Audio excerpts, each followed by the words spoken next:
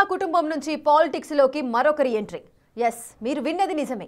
రాష్ట్రమే కాదు, దేశ రాజకీయాల్లో బెజవాడ అంటే గుర్తుకు వచ్చే పేరు వంగవీటి రంగా.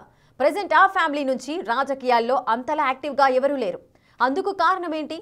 త్వరలో పొలిటికల్ జర్నీ ఫ్లైట్ ఎక్కనున్నది ఎవరు అనేది ఆసక్తిగా మారింది.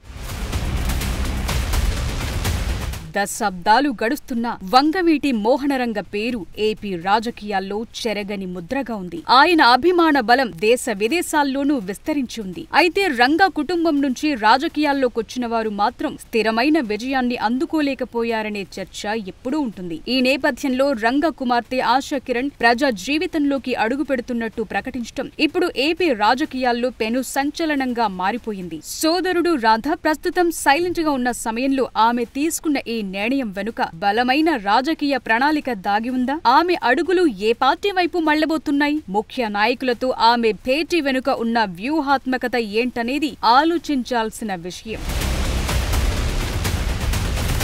వంగవీటి మోహనరంగ మరణించిన తరువాత ఆయన భార్య రత్నకుమారి, ఆ తరువాత కుమారుడు రాధ రాజకీయాల్లోకొచ్చి తమ ఉనికిని చాటుకున్నారు. అయితే రంగ పేరుతో వివిధ రాజకీయ పార్టీలు లబ్ధి పొందాయి తప్ప ఆయన కుటుంబ సభ్యులు మాత్రం పెద్దగా రాజకీయంగా స్థిరపడలేకపోయారనే అభిప్రాయం ఉంది. ఈ నేపథ్యంలో లేటెస్ట్ గా వంగవీటి కుటుంబం నుంచి మరో కీలక వ్యక్తి రంగా కుమార్తె ఆశా కిరణ్ ప్రజా జీవితంలోకి అడుగు పెట్టబోతున్నట్టు ప్రకటించడం రాష్ట్ర రాజకీయాల్లో కొత్త చర్చకు తెరతీసింది.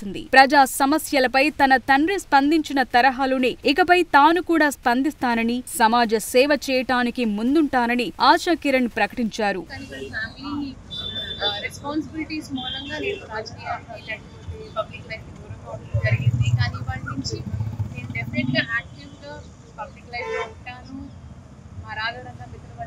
కలుస్తాను, రంగా గారి ఫ్యాన్స్ తో కలుస్తాను, వాళ్ళతో ఏంటి అనేది ఇష్యూస్ అనేది నేను డిస్కస్ చేస్తాను. పబ్లిక్ ఫంక్షన్స్ అనేది నేను అటెండ్ అవుతాను. రాజకీయ కొరకు ఎప్పుడు ఉంటుందండి, ఎందుకంటే రంగా గారి ఫ్యాన్స్ చాలా పెద్ద ఫ్యాన్ బేస్ అండి. అది ఉభయ రాష్ట్రాల్లోనే కాదు, మీకు దేశ విదేశాల్లో కూడా మీకు ఆయన ఫ్యాన్స్ ఉన్నారు. ఆ ఫ్యాన్స్ అందరినీ ఇచ్చేయాలంటే రాజకీయ కొరకు ఎప్పుడు ఉంటుంది. అలాంటిది మా వంగవీటి ఫ్యామిలీ ఎప్పుడు ఆ కొరతలు తీర్చడానికి ప్రయత్నిస్తుంది. అది ఆయన రాధా గారు ఒక్కడే కాదు, మా ఫ్యామిలీ ఎవరు వచ్చినా మేము ఆహ్వానిస్తాం.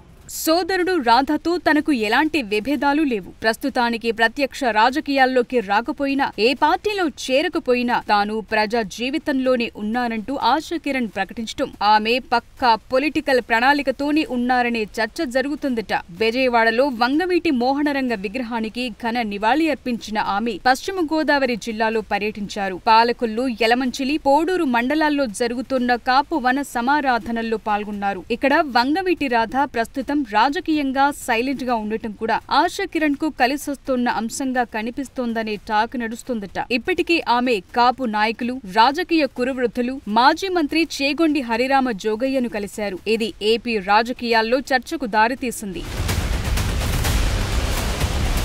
ఆశా కిరణ్ సోదరుడు యాక్టివ్ పాలిటిక్స్ లో లేకపోయినా తెలుగుదేశం పార్టీలో ఉన్నారు. మరోవైపు రాధ రంగా మిత్రమండలి అధ్యక్షుడు వంగవీటి నరేంద్ర వైసీపీ పార్టీలో ఉండడంతో రాధాకు చెక్ పెట్టేందుకు రంగా తనయురాలు ఆశా కిరణ్ ను ప్రత్యక్ష రాజకీయాల్లోకి తీసుకొచ్చేందుకు కొందరు నాయకులు ప్రయత్నిస్తున్నారనే వాదన బలంగా వినిపిస్తోందట. రంగా అభిమానులను ఏకం చేయటం, రాధ రంగా మిత్రమండలిని బలోపేతం చేయటం తన లక్ష్యమని చెప్తున్న ఆశా కిరణ్ తన భవిష్యత్ కార్యాచరణ ఏంటో ఫిక్స్ అయ్యారనే టాక్ నడుస్తోందట. రాజకీయంగా యాక్టివ్ అవుతానని ఆశా కిరణ్ ప్రకటించడంతో ఆమె ఏ పార్టీలో చేరుతారన్నది అప్పుడే చర్చకు తావిస్తోంది. ఆమె జనసేనలో చేరుతారని ఒకవైపు ప్రచారంలో ఉంటే, వైసీపీలో చేరుతారని మరోవైపు ప్రచారంలో ఉంది. అయితే రాజకీయాల గురించి ఇప్పుడే చెప్పేది లేదని ఆమె అన్నారు. తాను ప్రస్తుతం మిత్రమండలి తరపునే పనిచేస్తానని అన్నారు. రాజకీయంగా రంగ కుమార్తె ఇక ఫుల్ టైం ప్రజాసేవలో ఉంటాను అని చెప్పటం అయితే ఏపీ రాజకీయాల్లో అతి పెద్ద చర్చకు తావిస్తోందట. వంగవీటి రంగా మరణించి 3 దశాబ్దాలు గడుస్తున్నా ఇప్పటికీ ఆయన పేరు విజయవాడ రాజకీయాల్లో వినిపిస్తూనే ఉంటుంది. అన్ని పార్టీల్లోనూ రంగాకు అభిమానులున్నారు. దీంతో ASHA Kiran political entry Bezawada politics లో ఎలాంటి ప్రభావం చూపనుందనే చర్చ మొదలైంది. మరోవైపు రాధారంగ మిత్రమండలి సలహా మేరకు తన నిర్ణయాలుంటాయని, వారు సూచించిన పార్టీలో చేరుతానని ఆశా కిరణ్ చెప్పారు. దీంతో ఆమె అడుగులు ఏ రాజకీయ పార్టీ వైపు ఉండబోతున్నాయనే దానిపైన ఆసక్తి నెలకొంది.